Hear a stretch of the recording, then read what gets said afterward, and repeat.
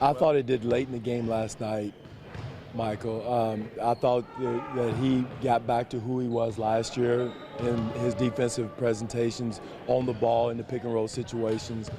He was into it. He got a deflection, got a turnover late in the game, and that's who Corey's got to be. I thought he gave that, and I thought his energy rubbed off late in the game because first part of the game we're in a malaise as far as our focus and our energy, but I thought he came in, got us going. Pat came in and got us going with his defensive focus and energy. One of the focuses defensively that you've been talking about over the last few weeks is communication. That's something obviously Biz did so well last year, one of the loudest guys on the floor.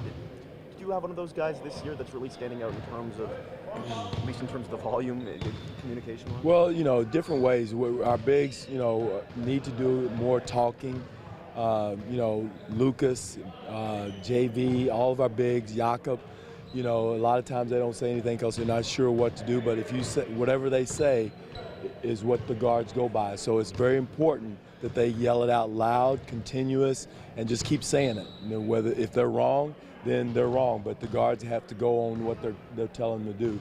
So it's a learning process that they're getting better at. They're not there yet. Again, it's nothing new, but again, that communication, and if they're not saying it, somebody else behind them have to be continued to talk loud, because arenas are loud and guards. First thing the guards say, well, I didn't hear it, and so it's easy to blame it on someone else. But if the big is calling out the coverage, the guards have to go on it. How does Damari show leadership on the defensive end? Is that more of a by example sort of thing, or is Damari's more of an example guy. He's does it more by example, more so than talking about it. He just goes out and does his job, gets into guys. He's not really a system type defender. He's more of an individual, I'm a guard my position type guy, and does a good job at it. But he does more of his things by example. What do you see when you look at the Lakers and the job that Luke's done with that sort of a different kind of roster, young and old, but he's got them playing very, very well? They're playing together, and he's done I think last year they committed to playing all young guys, and it's very difficult to do in this league. And now you have disgruntled old guys, so now he's sprinkling everybody. Everybody's happy, everybody's producing, everybody's doing their job. Playing with a lot of freedom. They're ninth in pace, so they run them up the floor, letting it fly. So they're playing loose and free. There's no pressure on them. So we got to make sure we get back tomorrow night and have an early presentation defensively, because Jose's letting it fly, Lou's letting it fly, Clarkson's letting it fly. With no type of pressure whatsoever. So they went into Chicago last night and beat them. So they're playing well right now with a lot of confidence. I think they're 10-10 in a tough Western Conference. So, but a very talented offensive team. For however long Damari isn't able to go in back-to-backs, what goes into the decision into choosing which one of the back-to-backs? We try to make a decision on matchups and when we might need him. So we'll see which of these two that we'll use him in tomorrow night.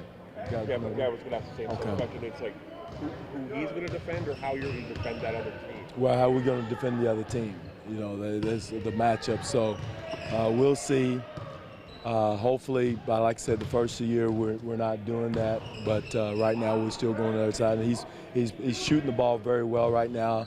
He's getting his leg strength back a little bit, playing much better defensively, moving his feet. So everything's falling into place. I assume players' preference wouldn't be a big part in that choice that you made, because some guys would want to play their old team. I don't know.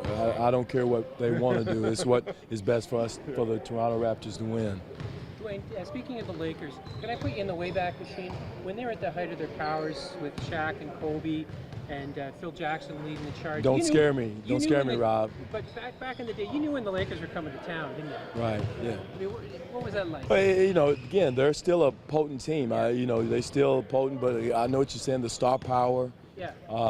Especially when you went to the L.A. and played, or when they were on the road, it was like a three-ring circus. I think some of that is gone now, but they're still a very talented team. It's not like they've fallen off the map. They beat some good teams. They beat Chicago last night. So, But again, I know what you're talking about. When Shaq was there, when Kobe was there, when the year they had all the Hall of Fame team, Karl Malone and Gary Payton and that group, they were very potent and very star-filled team. And you know, they're trying to get back to that. And the Ingram young man is going to be a star in this league at some point. So they're getting back to that, but they're in the rebuilding stage. And like Doug said, they've got a good mixture of old and young. And the old guys are playing their role the right way. And they're one of the top fourth quarter scoring team, and I think most of their old guys are in at that time. When you said the word three-ring circus, when a team has that aura around it, when it goes into a city and creates all that excitement, can they use that to their advantage in a way? Well, they get juiced up because you look up in the stands. A lot of times back in that day, you saw more purple and gold jerseys than you did. And the introduction of the teams, you hear more cheers for the other team than you know, my first couple of years here. But again, I think that's changed now for us. Our fans are now strictly Raptor. And so, but in other arenas, you do see that when they go. I saw it the other night. I was watching the game last night late. I didn't know if I was hearing things. They were playing New Orleans, and I thought that they were in L.A. because the New Orleans fans was cheering so loud. So, but again, those days are, you know, when your fans are more in tune to your home team, that's when you know you're turning the corner, when you don't see as many purple and gold jerseys. And I'll be disappointed tomorrow night if I see that many purple and gold jerseys. We don't see any Kobe stuff anymore, at least. Right, that's right. At least you won't see him. He's the one. You He might. was the guy. He was the guy. I thought he was one of the most popular players. Here, especially for some reason, people. I think it's the international flavor. You know, he played over in Europe. I mean, he's from, you know, lived over in Europe all those years. But I thought he was popular in a lot of places, but here especially, Dan. I haven't been on the road with the Raptors in a couple of years.